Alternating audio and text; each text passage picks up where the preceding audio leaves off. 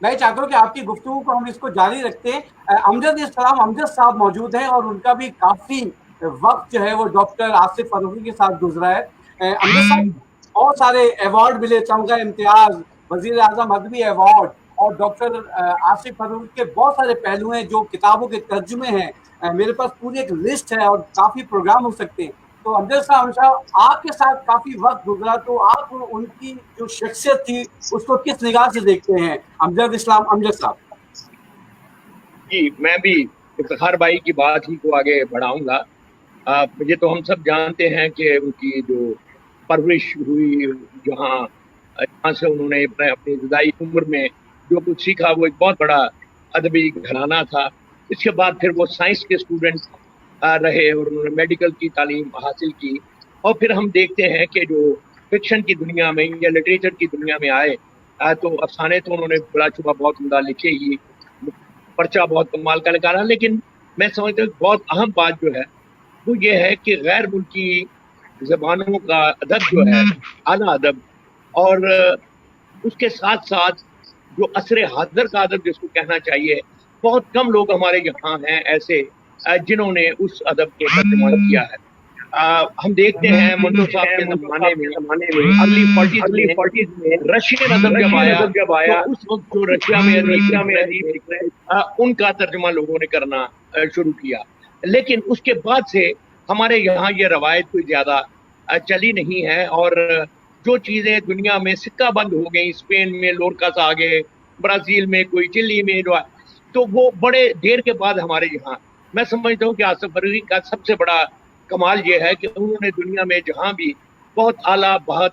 उम्दा और बहुत आगे की तरफ देखने वाला अदब लिखा जा रहा था, उसको बड़े गौर से पढ़ा भी, समझा भी, और उसको बहुत उम्दा तरीके से हम लोगों तक, अपने करीब के लोगों तक पहुंचाया। तो आज की जो नस्ल है उर्दू अदीबों की, लिखने वालों की, नक्कादों की, मैं ये समझता हूँ कि आसिफ फरूकी का बहुत बड़ा एक कंट्रीब्यूशन है कि उसने वो बहुत सारे रास्ते खोले जिनकी तरफ लोग कम जाते थे या जिन तक उनकी रसाई नहीं होती थी। इसी तरह हम देखते हैं कि जब उन्होंने खुद अपना रिसाला निकाला तो उसमें भी हमें एक खास नजरिया जो है, जो कि बहुत अगरचे खुला ढुला था जिसको कहना चाहिए, लेकिन वो अदब और जिंदगी के तवाज़ुन के बारे में एक खास तरह का मुतवाज़न रवैया रखते थे। आमतौर पर हमारे यहाँ ये जो पोलराइजेशन थी कि कुछ लोग जो हैं वो अदब बराए अदब का नारा लगाकर बिल्कुल एक साइड पे चले गए, और कुछ अदब बराए जिंदगी की बात करते हुए दूसरी साइड पे चले गए। मैं ये समझता हूँ कि आसिफ फरूकी जो है वो उन लोगों में से था जिन्होंने इन दोनों इंतहाओं में एक बैलेंस पैदा करने की कोशिश की। जहाँ तक मेरे उनके जाती ताल्लुक का है तो मैं मिला तो उनसे असलम भाई की मार्फत ही, लेकिन उसके बाद उनसे एक मोहब्बत का एक ऐसा ताल्लुक पैदा हुआ जिसको मुख्तलिफ हमारे अदबी मुज़ाकरों में हम मिलते रहे। फिर ये अदबी मेले जो उन्होंने किए ऑक्सफोर्ड के साथ मिलकर, उसमें भी, और उसके अलावा बहुत सारे बाहर गैर मुमालिक में भी, तो वो मेरे लिए एक छोटे भाई की तरह थे। लेकिन मैं अदब का मैं समझता हूँ कि वो एक ऐसा अच्छा पारिक थे कि मैं आमतौर पर, मेरी एक आदत है कि मैं जब कोई नई चीज़ लिखता हूँ तो मैं चंद दोस्त हैं अहबाब जिनको वो फॉरवर्ड करता हूँ।